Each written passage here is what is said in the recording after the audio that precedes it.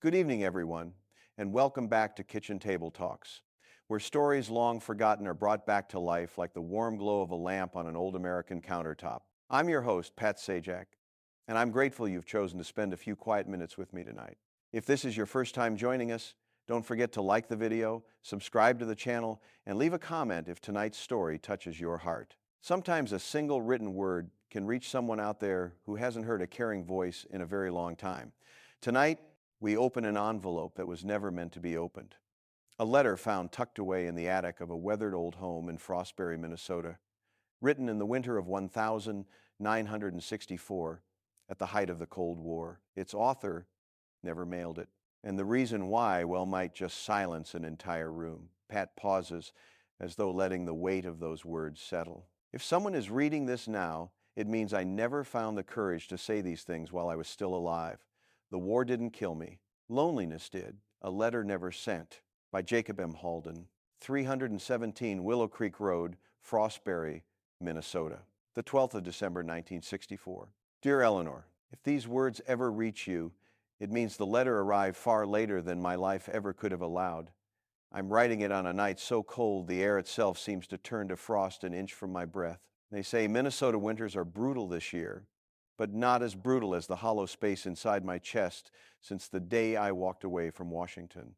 I'm sitting at my father's old wooden table, the same one he used to repair radios on when I was a boy.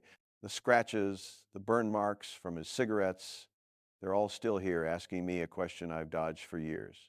Is it finally time to speak, Jacob? I've stayed silent for too long. Between classified meetings, sealed folders, steel doors at the Pentagon, and those long, shadowed hallways filled with secrets the world will never hear, I hid the one thing I should have spoken aloud, you. There's a cup of coffee sitting to my left. It's been cold for hours. I haven't touched it. The night drops fast out here in Frostbury, and darkness settles over these fields like a heavy quilt smothering every sound. They say silence is golden bud in this house. Silence feels like a fallout shelter where people hide all the things they're too broken to face. I miss you, Eleanor. I miss you in a way that exhausts me. It's not loud. It doesn't claw at me or break me open. It simply sits next to me like a quiet shadow following me from Washington to Minnesota, and from Minnesota to the dim rooms where men discuss decisions that could end the entire world with a single trembling signature. Sometimes I ask myself, if I had chosen you instead of my assignment, would our lives have been warmer than this winter? People call the Cold War bloodless, but what it steals is far worse. It steals evenings at home. It steals goodbyes. It steals the comfort of knowing someone is waiting for you with a porch light on. It stole you. I still keep the photograph you took by the Potomac River in the fall of 1959. The leaves had started turning, and your smile looked like something brighter than the season itself. I don't know if you kept the picture of me. Maybe you burned it. Maybe you locked it away in a wooden box on some forgotten shelf where memories go to sleep. I wouldn't blame you. Men like me don't deserve to be remembered. All I hope, just once, is that you understand the loneliness that sits with me tonight. This house has no footsteps but mine. The nearest neighbor is miles away. The night here is so long I can hear snowflakes tapping against the window. Every tiny sound echoes like the world is trying to say something, but no one knows how to answer anymore. This morning, the radio announced another escalation overseas. Numbers, codes, weapons, strategies. All of it pulled me back to the reason I left you so many years ago. I thought I could make the world safer. What the radio never says is this: men like me, men who spent their lives guarding nations, couldn't guard our own hearts from collapsing under the weight of isolation. I'm not writing to ask for forgiveness. I lost the right to that a long time ago. I'm writing because this is the first time in years I've felt the need to be seen by anyone, even if only through ink. If there is one thing I regret more than any secret I ever kept, more than any classified operation, more than every lonely night since, it's the moment I walked away without turning back to see you one last time. I don't know if I'll ever send this letter. I may tuck it into an old drawer beside things the world never needed to know. Maybe someone else years from now will be the one who finds it. But tonight, for the first time, I gather the courage to write your full name. Eleanor Jane Whitford. a name as gentle as the person who carried it. And writing it now hurts more than any wound I ever took in service to my country. Dear Eleanor, there are nights here in Frostbury when the wind whistles against the roof with a sound that feels almost human. As if someone is standing outside, calling my name through cupped hands, asking me to open the door. But when I do, there is nothing. Only the long stretch of snow-covered road, the empty fields, and the echo of my own hope fading into the dark. I never used to be afraid of loneliness. In Washington, solitude was a requirement, something expected of men who carried secrets heavier than their briefcases. I used to sit in my small apartment near Arlington, reviewing documents until dawn, convincing myself that isolation was the price of importance, that my work mattered enough to justify the quiet. But the truth, Eleanor, the truth I've only recently allowed myself to say is that nothing matters when you have no one to come home to. The Cold War never fired a shot inside that apartment of mine, yet it left impact craters all over my life just the same. I remember the last night I saw you. The way you stood by the window in your coat, holding onto your gloves like you weren't sure what to do with your hands. You didn't cry. You never were the dramatic type. Your strength was quieter, steadier like the calm breath before the first snowfall. You simply asked me, Jacob, is there anything left here worth staying for? And God forgive me, I didn't know how to answer. The words were in my throat, pounding against the back of my teeth, begging to be spoken. You are what's worth staying for. But I swallowed them. I swallowed them because I believed the world needed me more than you did. I believed duty outweighed love, and I believed leaving you would somehow protect you from the dangers I saw every day in windowless rooms where the stakes were too high for ordinary conversations. But I see now I was wrong. I was wrong about everything. The world didn't need me. You did. And instead of choosing the one thing in my life that was real and warm and alive, I chose the Cold War. I chose shadows, secrets, and rooms full of men who only spoke to one another because they were paid to. I chose policies and protocols over the sound of your voice. I chose the illusion of purpose over the certainty of your love. And when I walked out that night without answering your question, I broke something inside both of us. Do you know what I remember most from that moment? It wasn't your face.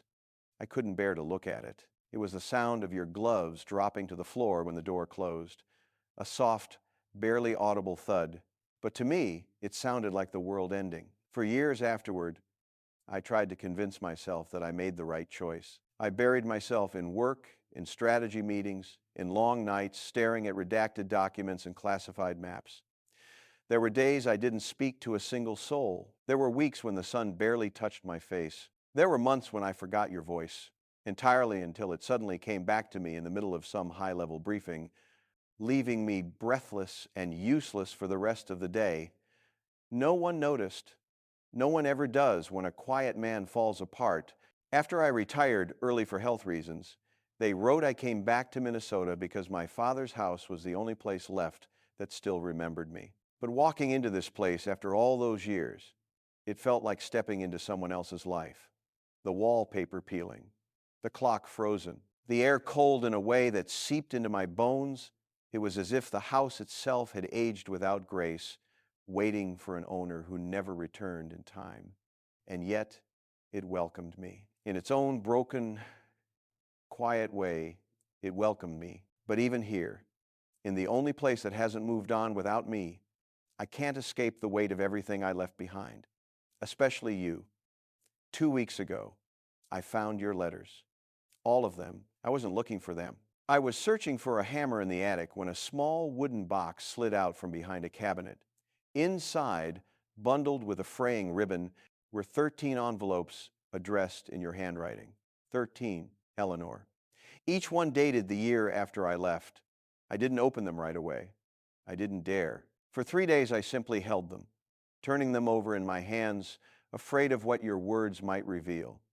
Afraid that your forgiveness would be too generous, or worse, that it would never come at all. When I finally opened the first letter, my hands shook so much I tore the corner of the envelope. Your handwriting, it was exactly as I remembered it. Soft, neat, a little slanted to the right. I read that first letter 4 times, and each time it hurt in a different way. You weren't angry. Not once. Not in any of them.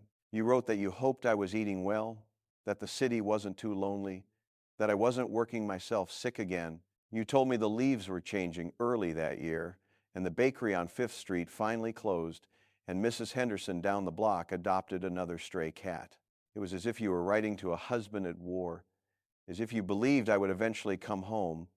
The last letter, dated nearly a year after the others, was the only one where your tone changed. Not bitterness, not blame, just a quiet resignation. Jacob, I hope wherever you are, someone is taking care of you. You deserve that, even if you don't believe it. I set the letter down on the attic floor and sat there for a long time. Snow had begun tapping against the window, and for the first time in decades, I cried. Not for what happened, but for what didn't. For all the days we never lived, for all the words I never said, for the life I abandoned in the name of a cause that never once cared if I existed. Eleanor, I am writing this now because I finally understand something too late. There was nothing in Washington worth losing you for. Nothing in this world worth the silence I chose. If this letter never reaches you, maybe it's better that way. Maybe it belongs here, in this house that watched me grow old too fast. Maybe my words will stay tucked in a drawer until the wood rots around them. But tonight, at least for these few pages, I am no longer alone. Because I'm writing to you, I've been thinking a great deal about time, how it stretches, bends, folds, and sometimes collapses altogether. When I was younger, time felt like a series of doors waiting to be opened. But now, in my 60s, it feels more like a hallway narrowing behind me, the doors shutting softly one by one, some too quickly for me to understand what I missed. You were one of those doors, and I walked past you without knowing it would never open again. A few nights ago, the power went out here in Frostbury. It happens often in winter, especially when the wind decides to remind us how small we are. I lit a candle, set it beside this old table, and for a moment the shadows looked almost like MEMOIR soft, wavering silhouettes trying to crawl back into the present.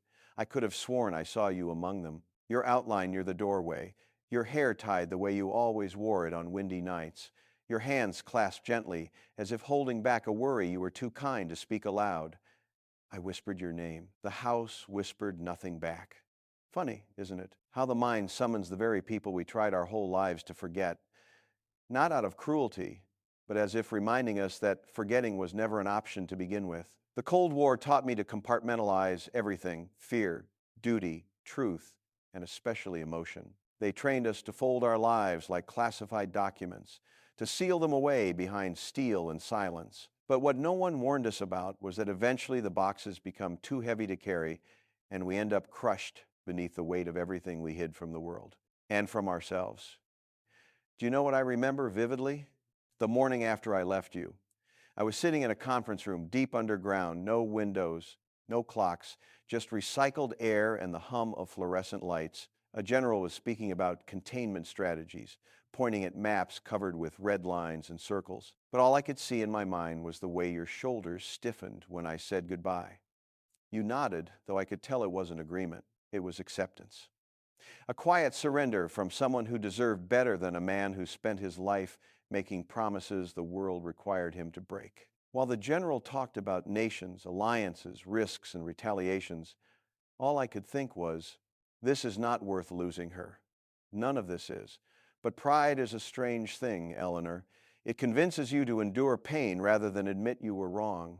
And I was wrong not just a little, but in a way that rearranged the entire course of my life. Maybe that's why I stayed in Washington so long, even after the assignments depleted me, even after the Cold War carved out my insides until only a shell of a man remained. Leaving felt like admitting defeat. Returning to Minnesota felt like confessing that I had traded the greatest love of my life for a mission that never once had a heartbeat. And what a foolish trade that was. A few days ago, a young woman from the local post office stopped by. She said they were clearing out old mail routes and found letters addressed to my father from over 30 years ago. As she handed them to me, she smiled politely the way young people do when they're unsure how to approach someone who carries loneliness like a second skin. After she left, I stood in the doorway holding those envelopes, and a strange thought came over me. Mail has a way of finding us, even decades too late. Maybe this letter I'm writing to you is meant to do the same. Maybe it'll find you when your hair is white and your hands tremble like mine. Or maybe someone else will read it, someone who never knew either of us, and it will remind them to choose love before duty turns them into a stranger. But the truth, Eleanor, the truth, I've never told a solace that I didn't stay away solely because of orders or secrecy. I stayed away because I believed I didn't deserve you. When you love someone who is full of light, you begin to fear your own shadow. You start to believe that the best thing you can do for them is to remove yourself from their future before you become the reason it dims. I thought walking away was an act of protection, but it was cowardice, plain and simple. And the years proved it, not in dramatic ways, but in small, quiet reminders. The empty chair at every holiday table, the untouched second pillow, the birthday cards with only my name because no one else was close enough to sign them, the sound of the mailbox creaking open with nothing inside but newspaper ads. The way people in town would ask, "Any family visiting this year, Jacob?" And the polite smile I gave them in return. The smile that said, "No, and there won't be." Loneliness doesn't arrive all at once. It creeps in like winter through the cracks beneath the door. First, the chill touches your ankles, then your knees, then your chest, until one day you realize the cold isn't outside anymore, it's inside you, and no amount of firewood can drive it out. Do you know the moment I felt it fully, truly, painfully? It was the night I found that small wooden box of your letters. I read them again last night, all 13. The papers are yellowing now, the ink fading around the edges. But your voice is still alive in every curve of your handwriting. You always had a way of sounding hopeful, even when your heart must have been breaking. The 6th letter, God, that one hurt the most. You wrote, "Jacob, I don't know what kept you away, and maybe I never will, but I still make tea for 2 in the mornings, perhaps out of habit, perhaps out of hope. Either way, I leave the second cup by the window just in case you decide to come home." I had to put the letter down after reading that. My vision blurred and my hands wouldn't stop shaking. Not because of sorrow alone, but because for the first time in my life, I understood just how deeply I had been loved and how little I had done to deserve it. Eleanor, I'm writing this now with the weight of those years sitting on my shoulders. Not to ask you to return, not to ask anything at all. Just to finally speak the truth. I should have come home. I should have walked through your door instead of the Pentagon's. I should have chosen the life we could have had. Perhaps I am writing this too late. Perhaps the time for forgiveness has already passed. But tonight, with the snow falling outside and the house groaning softly from the wind, I can almost feel you here beside me. And for the first time in many years, that feeling doesn't hurt. It comforts me. Because even if you never read this letter, even if it fades into dust in a drawer somewhere, I am no longer hiding from you or from myself. It snowed again last night, known of those heavy Midwestern snows that doesn't fall so much as descend, slowly and deliberately, like the sky is trying to bury the world in silence. When I stepped outside this morning to clear the porch, the snow reached halfway up my boots.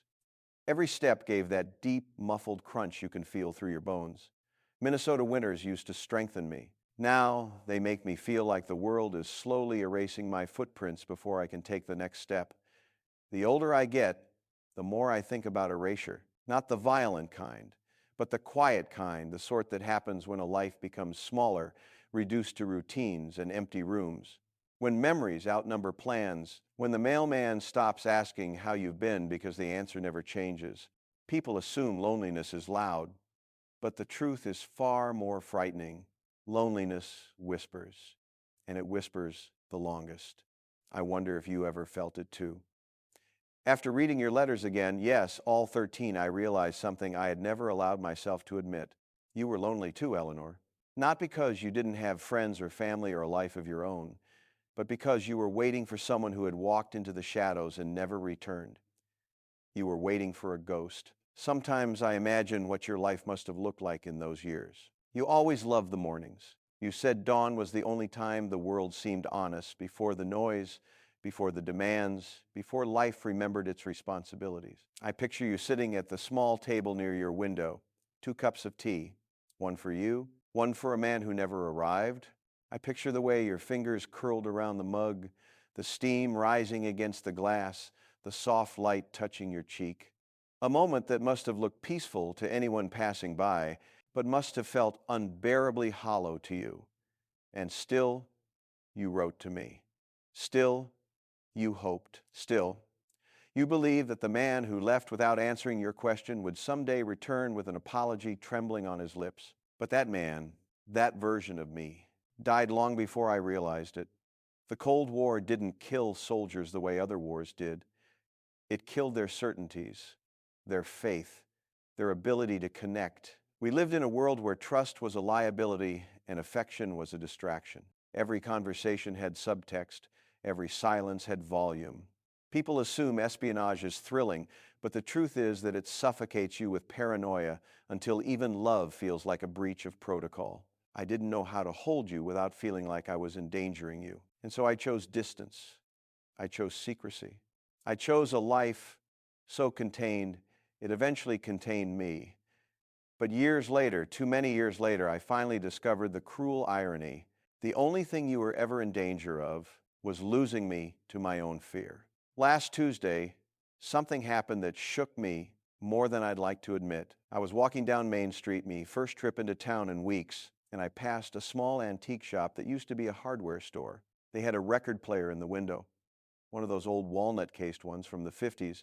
It was playing a song I hadn't heard in decades, Moon River, your favorite. The song you played the evening before I left. The song you said sounded like a promise someone was too afraid to finish. I froze on the sidewalk. People brushed past me. The wind bit at my coat, but I couldn't move. I just stood there listening, feeling every year between then and now collapse into a single, crushing moment. Inside the shop, a couple smiled as they danced quietly between the shelves, their foreheads touching, swaying to the music like it belonged to them. And for a moment, Eleanor, I felt something sharp, something I hadn't felt in a long time. Jealousy. Not of their youth, not of their happiness, but of the simple fact that they had not wasted their lives choosing fear over love. I wanted to walk inside. I wanted to stand in front of that record player. I wanted to let the melody pull me apart until all that remained were the pieces of the man I should have been for you. But I didn't go in. Cowardice lingers, even in old age. Instead, I walked back to my truck. My hands trembled so badly I dropped the keys twice. I sat in the driver's seat, gripping the steering wheel as if bracing for impact. And for the first time in years, I spoke to you out loud. I'm sorry, Eleanor, my voice cracked. The words felt foreign, like they belonged to a man I had abandoned decades ago. But saying them, finally saying them, loosened something inside me that had been clenched tight since 1959. On the drive home, the road disappeared beneath a fresh blanket of snow. Everything felt erased again, but somehow, this time it didn't terrify me. Maybe because for once, the blankness felt like a chance instead of a punishment. A chance to speak, a chance to remember, a chance to let the truth breathe in a room where lies had lived too comfortably. When I returned home, I set your letters on the table and placed a candle beside them. I read each one slowly, letting every word carve its place inside me. And as the candle burned down, I realized something I wish I had understood years earlier. You never stopped loving me. You simply stopped waiting. There is a profound difference in that, Eleanor, one that humbles me more than regret ever could. And so I sit here now, writing to a woman who might no longer walk this earth, or who may live only a few towns away with a husband who loves her the way I should have. If that is the case, if you found peace in someone else, please know this: I am grateful, truly, painfully grateful. Because love, even when lost, is still love. And you deserved its full weight, not the fraction I offered you. It's strange, isn't it? How a man can spend his entire youth protecting a nation and spend his old age wishing he had protected one single heart instead. I don't know how many pages this letter will become. I only know that tonight, for the first time in decades, it feels like I'm finally speaking to you, not through secrecy, not through fear, but through the fragile honesty of a man who has run out of time to lie to himself. And that truth, Eleanor, is all I have left to give. This morning, I woke before dawn.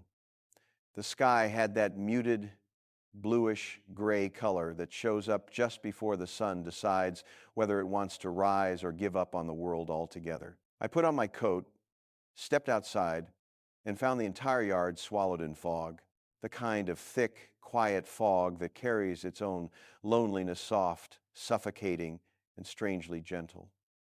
I used to fear mornings like this. Now I find myself grateful for them. Fog hides everything: my aging porch, the unpainted railing, the sagging barn in the distance. It makes the world look the way my memory feels, blurred at the edges, undefined, slowly drifting between what was and what never came to be. And for some reason, being surrounded by that uncertainty brings me a peace I hadn't felt for years. As I stood on the porch, listening to the distant groan of ice shifting along the riverbank, I thought of something you wrote in your 10th letter.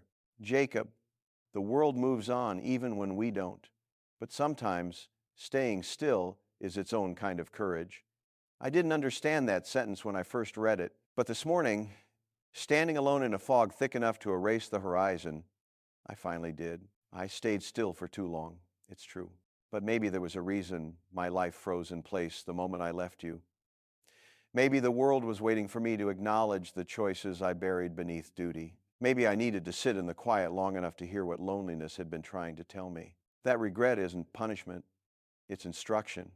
Even now, writing these pages, I don't feel punished. I feel instructed, taught by the long ache of missing you, by the heavy silence of the house, by the way the winter light falls across the floorboards like a reminder of things unfinished. Sometimes, Eleanor, I wonder what you remember of May, if anything at all. Do you remember my laugh? I barely do. Do you remember the way I used to trace slow circles on the back of your hand when we walked together? God, I hope you do. Do you remember the night the power went out in your apartment and we sat on the kitchen floor with only a candle between us, talking about nothing and everything? You told me then, in a soft voice that cracked only once, that you would rather share 1 hour of honest companionship than a lifetime of guarded affection. I should have listened to you. I should have listened to you every single time you spoke. You were wiser than I ever allowed myself to admit.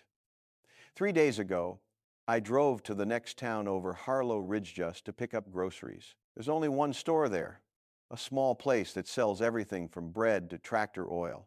While I was waiting at the register, the owner, Mrs. Carver, looked at me with that same gentle pity people try to hide. She said, "Jacob, you still living alone out on Willow Creek Road?" I nodded. She sighed.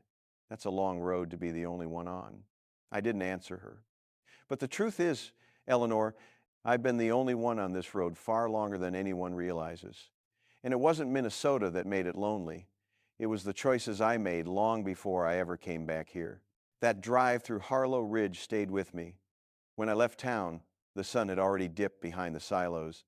The sky turned the color of old bruises purple, fading yellow, streaks of gray. I watched it through the windshield and wondered how many sunsets we never shared, how many mornings we missed, how many small, ordinary seconds of life slipped through my fingers while I convinced myself I was serving some greater purpose. Eleanor, why didn't I turn around? Why didn't I go back to you the second I realized I couldn't breathe without thinking of you? I tell myself it was duty. But the truth is simpler and far more shameful. I didn't believe I deserved the kind of love you offered. And so I walked away before you could see just how flawed I was. There were nights in Washington when I'd wake drenched in sweat, the weight of secrets pressing on my chest like a boulder. But the panic always came from the same place not fear for my country. Not fear of the enemy, not fear of betrayal. It came from the fear that you would move on and that I would deserve it. But another part of Messmall, irrational, selfish, hoped you wouldn't. Hoped that some part of you would still be standing by that window, waiting for footsteps you could no longer trust. I hate that part of myself. Even now, all these years later, I hate it. You were never mine to keep waiting. You were mine to cherish, and I failed you in both. Yesterday, I found something else in the attic, something I had completely forgotten existed. A small wooden frame wrapped in a cloth. Inside was a drawing you made of me when we were young. Pencil on cheap paper, the lines shaky but full of life. You always said I never smiled enough. And in the drawing, you force me to. The smile doesn't quite reach the eyes, but it's there, a small piece of happiness preserved in graphite. I sat on the attic floor for nearly an hour staring at that drawing. I traced my thumb along the smudged edges. I tried to remember the moment you made it, and slowly, the memory returned. A rainy afternoon, your head resting on my knee, the sound of pencil scratching lightly, you looking up every few seconds, studying my face like it held a secret you could unlock if you stared long enough. And I remember thinking then, if she looks at me like that forever, maybe I'll become the man she thinks I am. But I didn't. I let fear win. I let duty define me. I let the world steal from me the only thing that ever felt truly mine. Tonight, as I write this by the small lamp in my father's old kitchen, I can feel the years pressing against my back, not in a cruel way, but with the gentle insistence of time reminding me that its patience is not infinite. I don't know where you are now, Eleanor. I don't know who you became. I don't know if you ever forgave me silently in your heart or if you let go of my name the way I should have let go of my pride. But I do know this. If these words are the last ones I ever write, I want them to be honest. You were the love I didn't know how to keep, and losing you was the war I never stopped fighting.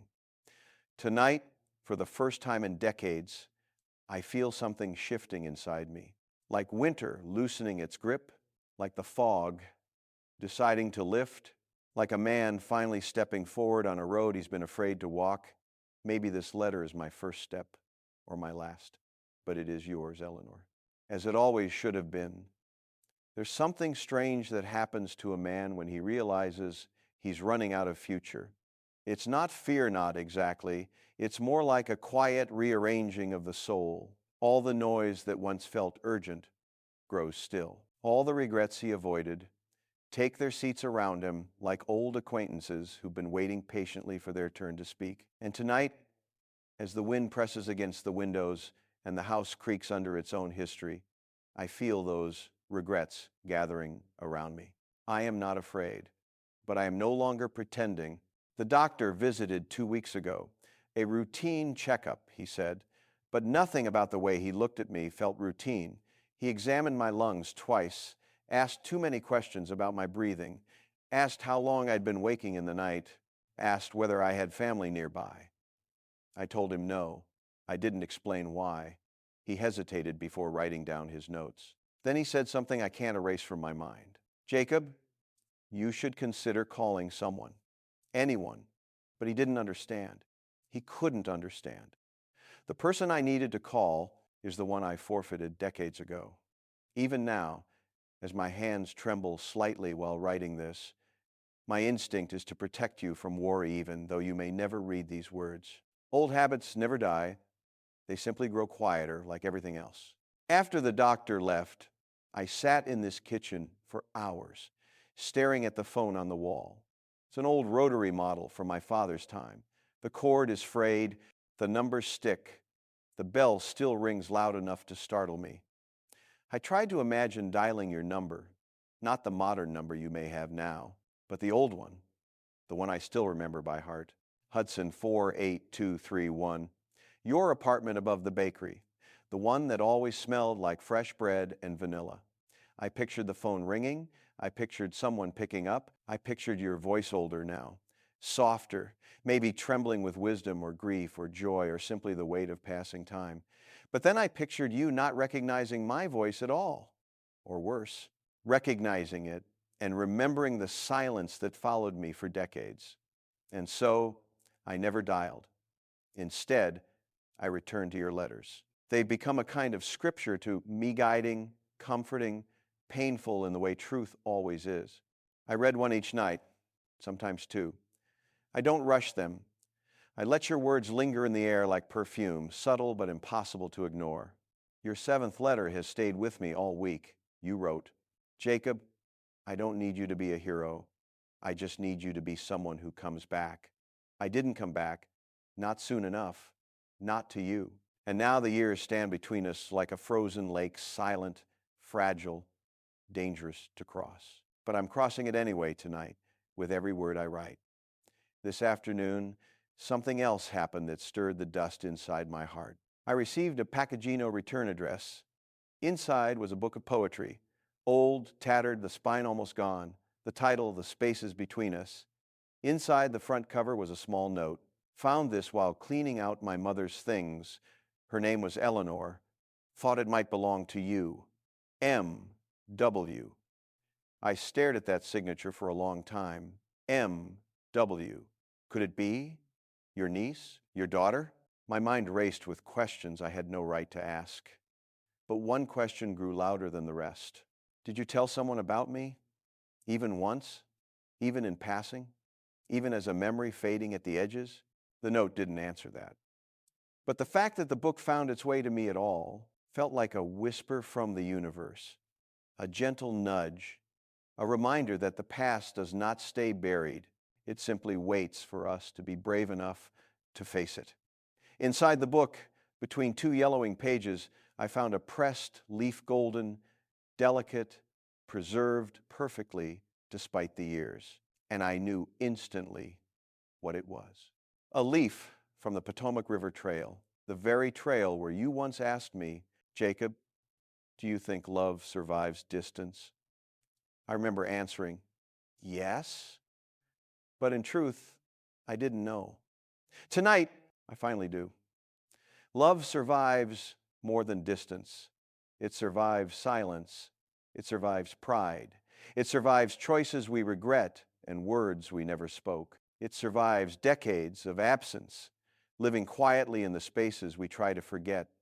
It survives even us. I don't know if you ever married. Part of me hopes you did. Part of me hopes someone held your hand on the nights when the world felt too heavy.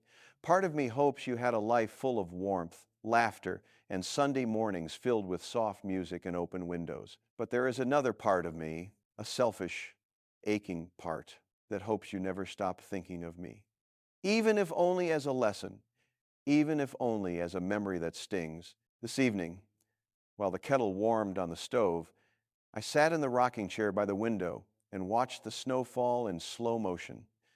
The world looked like it was exhaling. The trees bowed under the weight. The road disappeared. And for a moment, it felt like the past and present, overlapped like time, had folded in a way that made everything bearable. I imagined you sitting across from me, the same soft gaze, the same thoughtful tilt of your head. I imagined you asking gently, Jacob, why are you writing all this now? And I would tell you, because time has become honest with me, because silence has lost its purpose, because I no longer want to die with all of this inside. I am not writing for forgiveness. I am writing for release, for understanding, for the chance, however small, that my words might find a home in the heart they once wounded. If you truly have left this world, and at my age, it is not unlikely, then I hope these pages reach whatever remains of your memory. And if you are still somewhere under this same wide American sky, breathing the same winter air, walking roads that echo with familiar ghosts, then I hope you feel this tonight. You were the best part of my life. And I have missed you every day since the moment I left. No war, cold or otherwise, has ever taken more from me than that. Tonight feels different. Maybe it's the way the house settles around me, shifting softly like an old friend adjusting its weight. Maybe it's the quiet thicker than usual, as if the walls themselves are listening. Or maybe it's simply the knowledge that I'm reaching the part of this letter I've been avoiding since the first word, the part about the end. Not of life, though, that too approaches quietly, but of hiding. You see, I've told you what I regret. I've told you what I remember, but I haven't yet told you what broke me. Not the Cold War, not the secrecy, not the distance, but the day I learned why you stopped writing. Your last letter was dated nearly a year after the others, but there was no farewell in it, no anger, no resignation, no finality, just that gentle wish you always offered so easily. Wherever you are, I hope you are cared for. I assumed life had taken you in another direction. I assumed you stopped waiting. I assumed you moved on. But assumptions, I've learned, can be a cruelty of their own. 3 years after I found your letters, I ran into someone who knew you.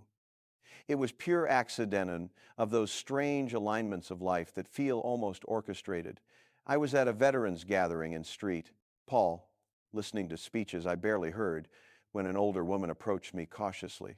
"Are you Jacob Halden?" she asked. Her voice, there was something familiar in it, something I hadn't heard in decades. I nodded. She introduced herself as Martha Whitford, your sister. My heart stopped. I swear it did. The air around me felt too thin to breathe. She looked at me for a long moment, as if trying to reconcile the young man she remembered from your stories with the weathered stranger in front of her.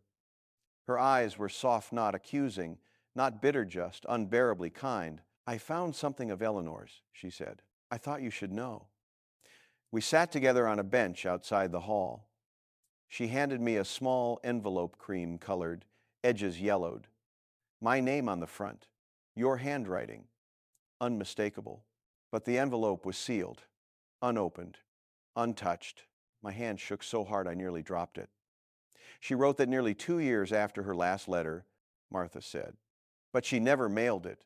She kept it on her nightstand until she didn't finish. She didn't need to. I felt the meaning like a blow. "Until she passed," Martha whispered, the words carved straight through me. "Eleanor, I wish I could describe the moment without my hand trembling now as I write, but even after all these years, the memory cuts deep. Your sister told me you'd fallen ill, that it had been sudden, that you'd refused to move in with her because, in your words, I'm waiting for someone, me, a ghost, a man who should have come home decades earlier. Did she ever stop waiting?" I asked. Martha gave me a look full of grief and affection. "No," she said. "I'm not sure she ever did. I broke then, quietly, the way heartbreak happens in men who were trained to hide everything." My chest burned. My vision blurred. The world seemed too loud, too bright, too cruel. I couldn't open the envelope in front of her. I couldn't breathe long enough to try. But when I finally found the courage hours later, sitting alone in a rented room with a lamp flickering beside me, I slid my thumb under the seal and unfolded the paper inside. Your last words to me, the last words you ever wrote. I remember every line. "Jacob, I don't know if this letter will reach you, or if it should. I only know that my heart still walks beside you, even if life has taken us down very different roads. If you ever feel alone, please remember this. You were loved deeply, quietly, endlessly. And if the world was too heavy for you to return to me, I hope you found someplace gentle to rest. I will think of you on clear mornings. I will think of you when the wind changes. I will think of you when the world grows quiet. Be well, Jacob. Be safe. Be at peace. Eleanor." I read it once, then twice. Then I pressed the paper to my face because I couldn't bear the distance between my skin and the last thing you ever touched. I wanted to scream. I wanted to break something. I wanted to go back in time and drag that foolish version of myself by the collar, force him to drive back to Washington that very night, bang on your door, fall to my knees, and tell you the truth. That I loved you more than I loved breathing. That I was terrified. And that I left because I didn't think I deserved you. But time is merciless. It does not bargain. It does not bend. Your sister told me you'd kept a small wooden box by your bed, the same one that now sits in my attic. Inside it, she said, were 3 things. A photograph of us by the river, a pressed leaf, and a note in your handwriting for Jacob if he ever comes home. But I didn't come home, did I? Not to you. I arrived too late for everything that mattered, and that is the truth I have carried like a stone in my chest for nearly 30 years. But tonight, as I write this under the dim glow of a lamp older than I am, I feel something loosening, not forgiveness, not relief, but understanding. You didn't stop writing me because you lost hope. You stopped because your time ran out. And somehow, knowing that hurts less than believing you chose to forget me. Because forgetting me was something you never could do. And loving you was something I never stopped doing. Even in silence, even in cowardice, even when I didn't deserve to write your name. Eleanor, I am writing this now because I need you to know the truth I hid from everyone, including myself. You were my life's great love, and losing you was the moment my life went quiet. If there is a world beyond this one, I hope you are somewhere warm, somewhere bright, somewhere free from waiting. And if by some miracle our paths ever cross again, even in memory, even in whatever comes after, I hope you let me say the words I never gave you. I'm home, Eleanor. I'm home. This evening, as I sit here with the lamp casting its warm, dim circle across the table, I realize something I've been resisting for a long time. I am nearing the final pages of this letter, and perhaps the final pages of my life. Not in a dramatic sense. I feel no impending catastrophe, no sudden collapse, just a gentle narrowing, like the last glow of sunset before the sky finally gives in to night. There's a quietness in my body that wasn't there before, a slowness, a soft surrender. And for once, Eleanor, I am not afraid of it. I think age brings a kind of clarity no youth, no passion, no war can teach. It strips the noise, the ambition, the feverish need to prove anything. It leaves behind only truth. And the truth is this: I have lived with a wound I never allowed to heal, the wound of you. Not because of what you did, you gave me nothing but light, but because of what I didn't do. I didn't stay. I didn't fight for us. I didn't even give you the dignity of an explanation. I vanished into the machinery of a nation at war with its own shadows. I let secrecy replace intimacy. I let fear replace honesty. I let silence replace love.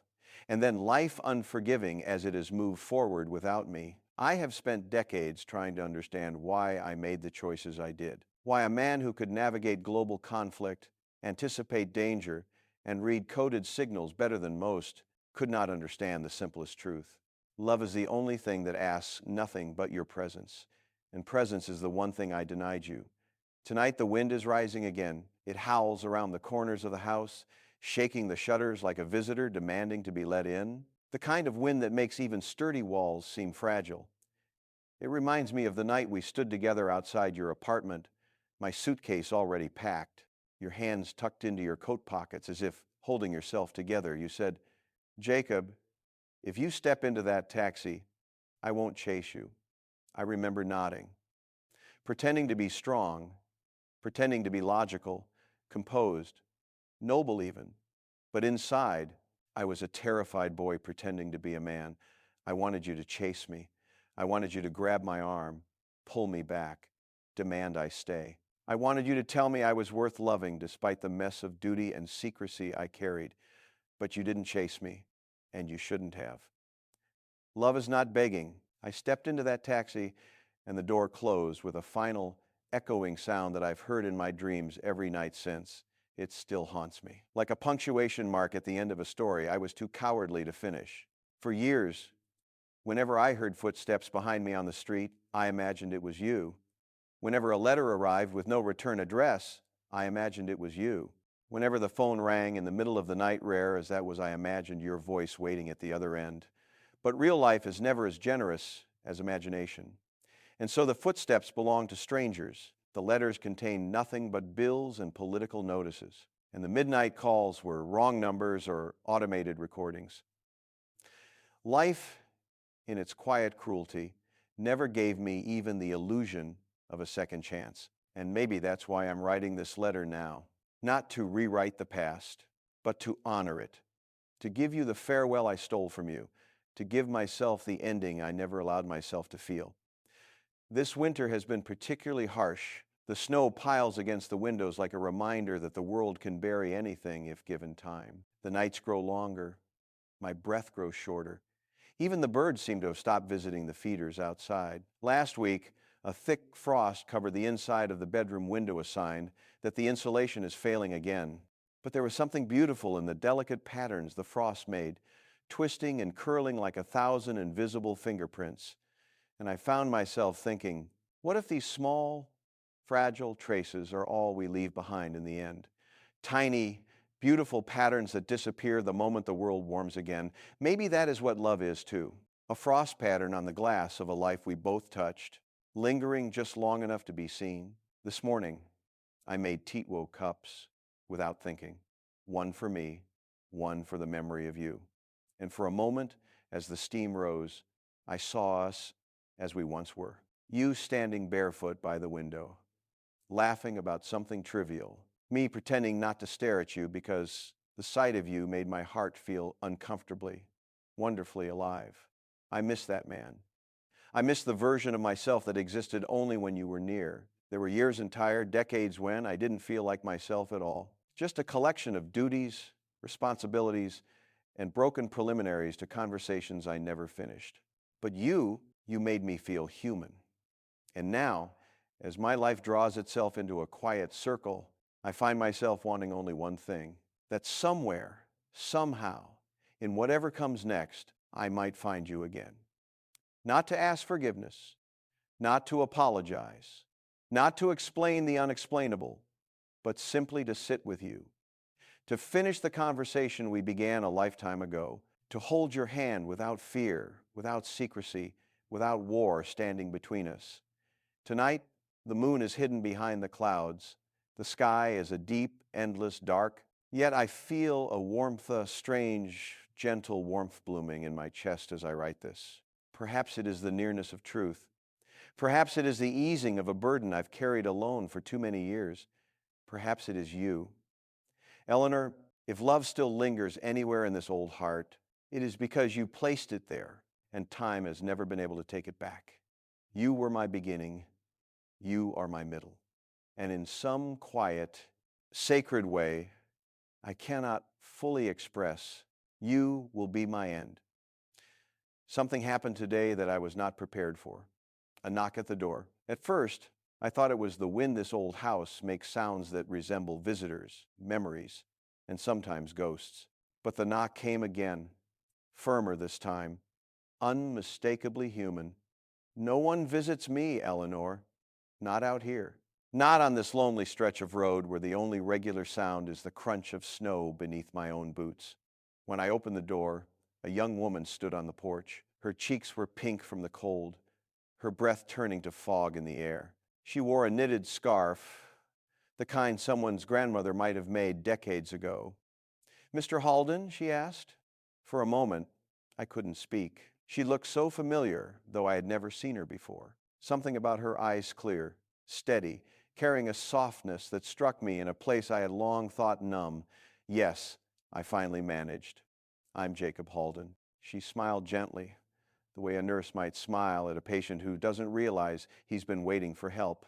But she wasn't a nurse. She wasn't a social worker. She wasn't selling anything. "My name is Margaret Whitford," she said quietly, "and I believe you knew my aunt."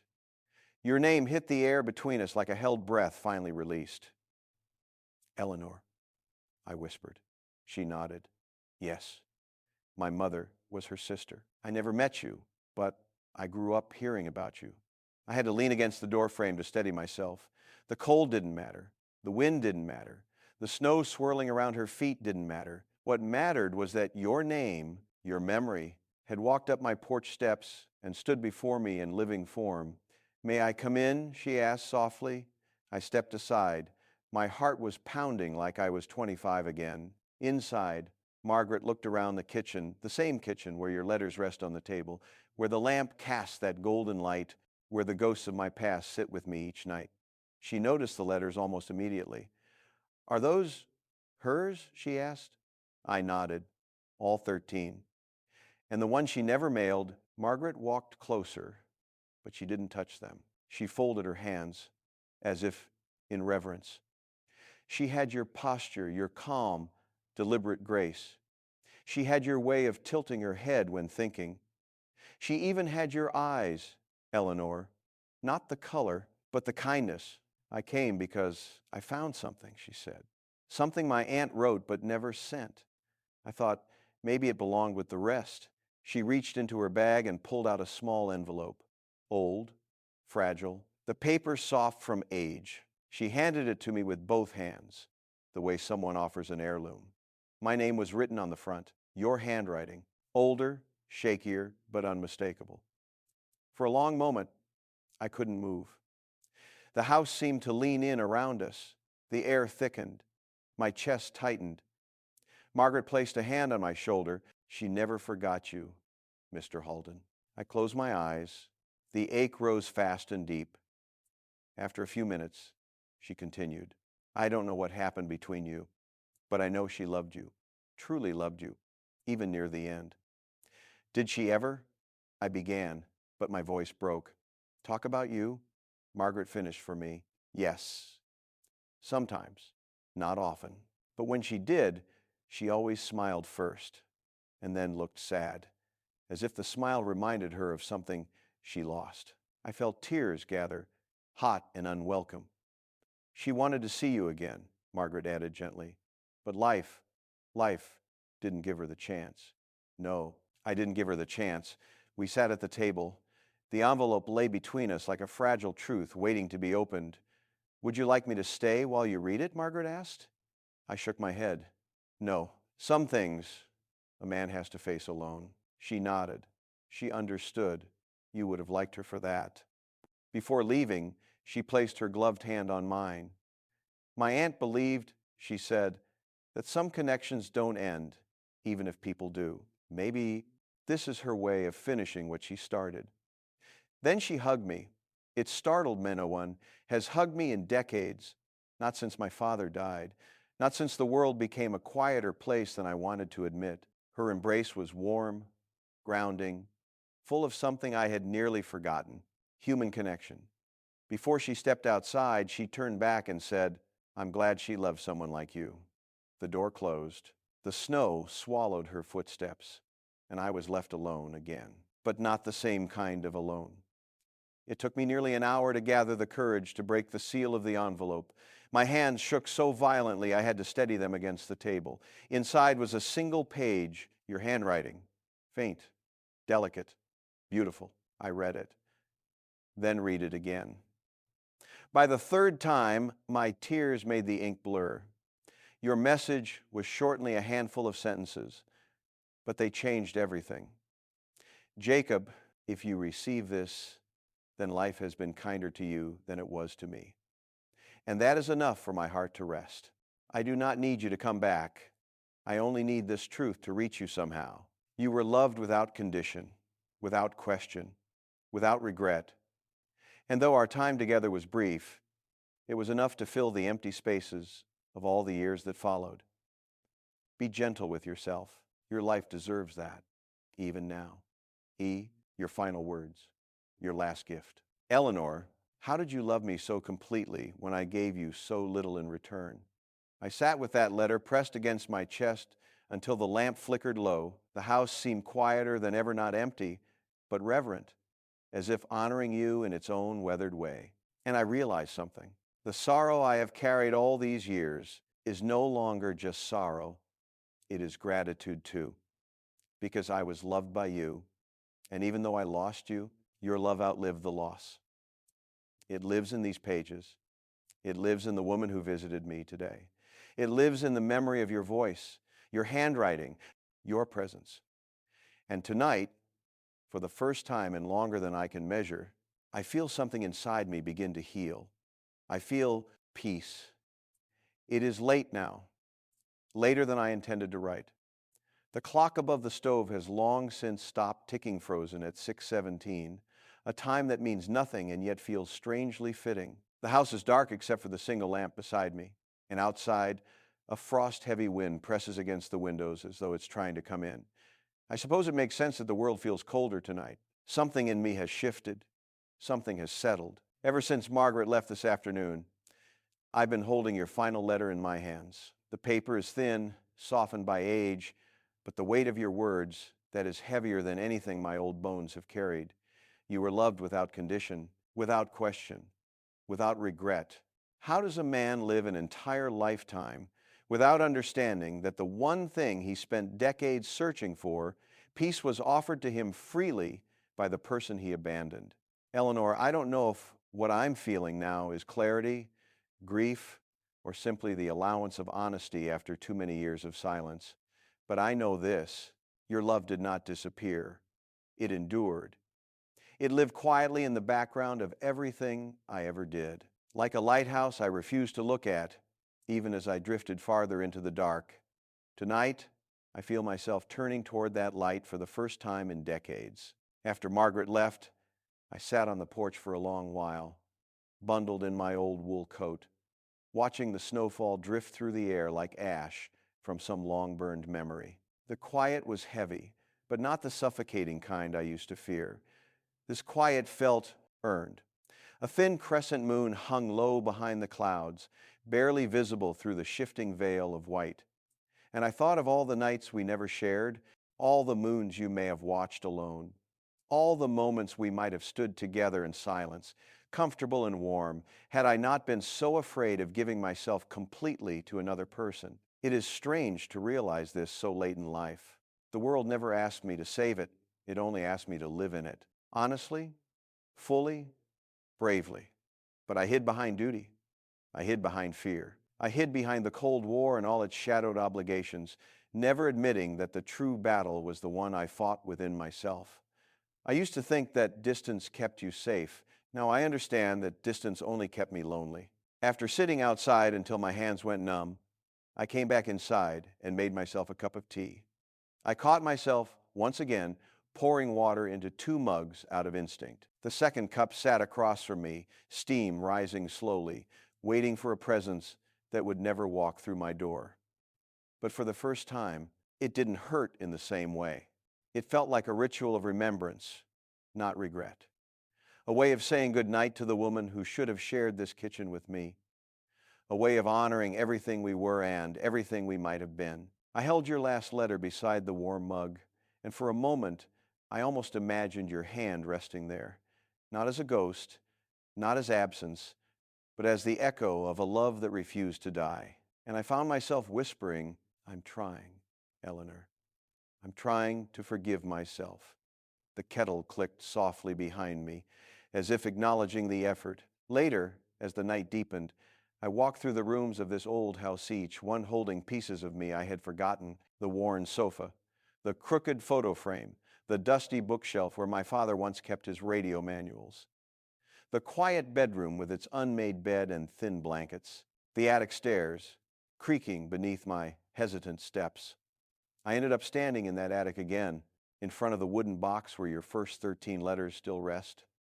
I placed your final letter beside them, gently, with a kind of reverence I've never given anything else. For a moment, I closed my eyes and imagined you finding me like this, older, thinner, quieter, worn down by time and the weight of things unsaid. Would you have forgiven me?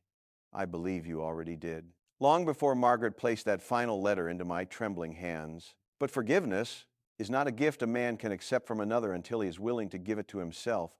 I am trying, Eleanor. Truly, I am. When I came back downstairs, I noticed something I hadn't felt in a very long time. The house didn't feel as empty. It was still quiet, still cold around the edges, still filled with shadows that hold decades of solitude. But the emptiness, the hollowness that had lived inside these walls since the day I returned from Washington, felt softer, as if your words had settled into the air, warming the cold spaces grief once filled. And then something happened that I cannot fully explain. For the first time in countless years, I felt tired in a peaceful way. Not weary, not defeated, not crushed by the weight of memory, just ready. Ready to rest. Ready to set down the burdens I carried too long. Ready to let the past be what it is, instead of what I wished I could rewrite. Ready to let your love be a comfort, not a punishment. Tonight, as I finish this portion of the letter, I feel a warmth in my chest that I once thought impossible. It is gentle, steady, unmistakably human. It is hope. Not the foolish, naive hope of youth, but the quiet, mature hope that comes from finally understanding something essential. Love does not vanish. It changes form. It becomes memory. It becomes lesson. It becomes the soft light that guides us through the final rooms of our life. And though I am writing these words alone, I do not feel alone. Not anymore. Not with your letters beside me. Not with your last message resting against my heart. Not with the knowledge that somewhere, in some way, our connection survived the distance neither of us knew how to cross. Eleanor, your love has brought me home, even at the end. And for the first time since I left you standing in that doorway, I finally understand what home means. It means peace. It means acceptance. It means the warmth of knowing you were loved and that you loved in return. It means you. Always you. Tonight, something in the air feels different, subtle, like the shift of a season no one else notices. Not dramatic, not alarming. More like a soft turning of a page, the quiet beginning of an ending that has waited patiently for me to catch up. My breathing has grown shallow these past few nights, not in a frightening way, but in a gentle, persuasive way, like my body is slowly negotiating with the world, signaling that it's ready to loosen its grip. I don't say this with fear, only recognition. There comes a moment in every life when the horizon pulls closer, when the distance between past and present narrows until they sit side by side like old friends who finally understand each other. I think I am nearing that moment. Earlier this evening, I made myself another cup of tea jasmine. Your favor, though, I've never prepared it as well as you did. My hand shook as I poured it, but I didn't mind. There was something soothing in the ritual, something familiar in the way the steam rose, curling like quiet whispers from a memory I can almost touch. As I sipped the tea, I found myself speaking aloud again, something I rarely do. I hope you're warm, Eleanor. The words surprised me, simple, tender, spoken with the earnestness of a man who has finally stopped hiding from his own heart. When I set the cup down, the second mug of tea sat across from me, as it has so many times before. But tonight, instead of feeling the sting of absence, I felt presence, not as a ghost, not as longing, but as comfort. Perhaps that is what love becomes in the winter of a man's life, a presence that fills the spaces where regret once lived. This afternoon, I took a slow walk down the road, something I haven't done in weeks. The snow was fresh, untouched, glistening like a field of shattered stars beneath the sun. My boots made deep tracks behind me, and for the first time in a long while, I didn't resent the evidence of my aloneness. I welcomed it. A neighbor drove past on his tractor and waved. I waved back. It struck me then how many years I've lived in this place without truly being part of it. How many mornings I've ignored the world outside my window. How many sunsets I let pass without gratitude. But today, it all felt enough. I reached the small bridge near the frozen creek, the place where the world becomes quiet, in a way I've always found comforting. I leaned on the railing, listening to the soft hum of wind moving through bare branches, and I thought of you. Not in sorrow, not in yearning, but in acceptance. As if the world itself whispered your name through the cold air, as if nature, indifferent as it often seems, paused just long enough to acknowledge the love I had buried and the peace I was finally allowing myself to feel. On the way back, my legs trembled several times, and I had to stop to catch my breath. But even then, I wasn't afraid. I was simply aware that the body ages while the heart learns its lessons slowly. Painfully slowly, in my case. When I reached the house, something unexpected awaited me. A small package on the porch, no return address. Inside was a simple framed photograph, the same photo of us by the river that had been in your box. But this one was restored, cleaned, brightened, renewed. The creases and fade marks were gone. The image was sharp now, the color subtle but alive. A note was attached. She would have wanted you to have this. M. Margaret again. Kind, intuitive Margaret, carrying pieces of you back into my life with a gentleness I did not know how much I needed. I placed the photograph on the table beside your letters, and for a long time, I just looked at it.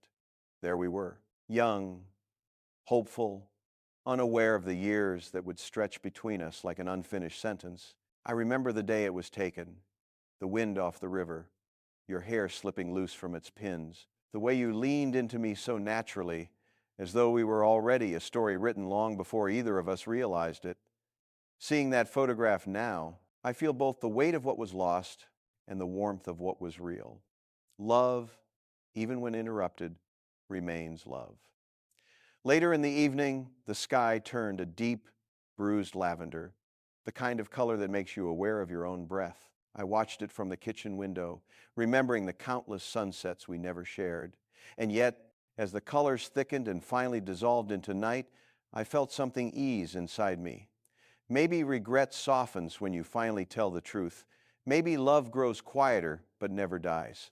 Maybe time, when it has run its course, finally chooses to be kind. Tonight, Eleanor, my chest feels heavy. Yes, but not from grief. It feels heavy the way a frost-laden branch feels just before dawn.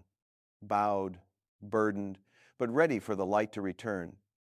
I sense that my time is curling gently toward its end, like a page turning itself, like a candle dimming not from wind, but purpose. And rather than resist it, I find myself welcoming its softness.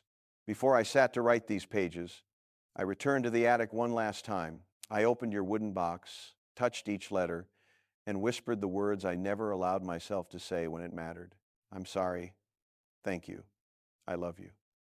They felt different spoken aloud truer, somehow unburdened from pride and fear and the rigid armor of the man I once pretended to be. As I close this section of the letter, I realize something that brings both ache and peace. My life has been long, but my heart has belonged to only one person. And though I never deserved your devotion, I was shaped by it, healed by it, haunted by it, saved by it. And in whatever time remains for me, I choose to honor it, to honor you. If these words reach someone else someday, someone sorting through old belongings in this quiet house, let them know this. A man lived here, a man who made mistakes, a man who loved a woman he could never forget, a man who spent a lifetime learning how to say what he should have said from the beginning. I am not ashamed of that anymore. For the first time, I feel ready to rest. This may be the last night I write to you. Not because I have nothing left to say. I suspect I could fill 100 more pages with memories, confessions, and all the words I carried unspoken for a lifetime.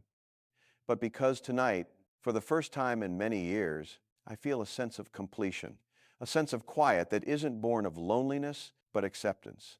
It is a strange thing, Eleanor, to reach the end of oneself, not through desperation, but through peace, through understanding, through the slow, unexpected healing that comes from finally telling the truth after a lifetime of silence. The air tonight is cold, sharpened by winter's final breath. The moon has risen, though thin clouds drift across it like worn curtains. I'm writing this by the dim glow of the lamp, and I notice the light flickers every few minutes as if it, too, is growing tired. My breathing is shallower now. I can feel it, but it no longer frightens me. It feels like a natural part of the world's rhythm, like tides pulling back, like seasons shifting, like a story finishing its last inevitable line.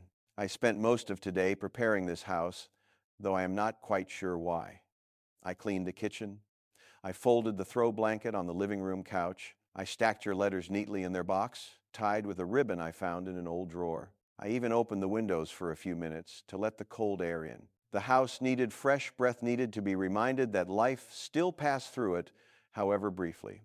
Funny, isn't it? I have lived in this place for decades, and only at the end did I learn how to tend to it, how to tend to myself. As the afternoon faded, I made myself another cup of tea, jasmine again. The scent filled the kitchen with a sweetness that reminded me of spring, a season I once thought I'd never feel again. I poured a second cup and placed it across the table from me, not out of habit this time, but as gratitude. A small offering to the life we never lived and to the love that survived anyway. I sat there for a long time, watching the steam rise and disappear, and as it thinned, I found myself whispering something quietly, but clearly, I forgive you, Jacob.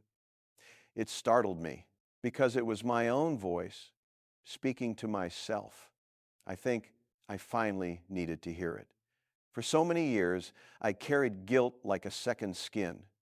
Guilt for leaving, for staying away, for failing to give you the depth of my heart when you offered yours without hesitation. But as I held my warm mug and watched the light soften around me, I realized something. You never asked me for perfection. You only asked me for presence.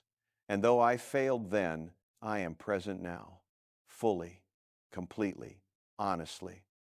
That is the gift your letters gave me, a gift I am finally ready to receive. Just after sunset, the sky turned a deep amber, then purple, then the gentle blue of twilight. I stepped outside to watch the world shift into darkness. The air was still. Even the wind seemed to pause, as if granting me a moment. Standing on the porch, bundled in my worn coat, I felt something soft and indescribable settle in my chest. Not sorrow, not longing, but connection. It felt like you were there beside me, not as memory, not as regret, but as the truth that shaped my life. I close my eyes and let the cold touch my face. And for the first time since I left you standing in that doorway decades ago, I felt warmth, a softness, a presence. Maybe it was imagination. Maybe it was faith. Maybe it was the simple, undeniable truth that love real, love doesn't end. It changes form, yes, but it never disappears. Tonight, as I write this final part, your restored photograph sits beside me. You are smiling in it the gentle, knowing smile of the woman who once held my heart and who, in many ways, still does. The candle is nearly burned down. The house is quiet. My hands are unsteady, but my heart, my worn, battle-scarred heart, is steady in a way it has not been since I was a young man walking into a taxi, leaving behind the best part of his life. I want to leave you with something, Eleanor, a truth I never shared, a truth I hid even from myself.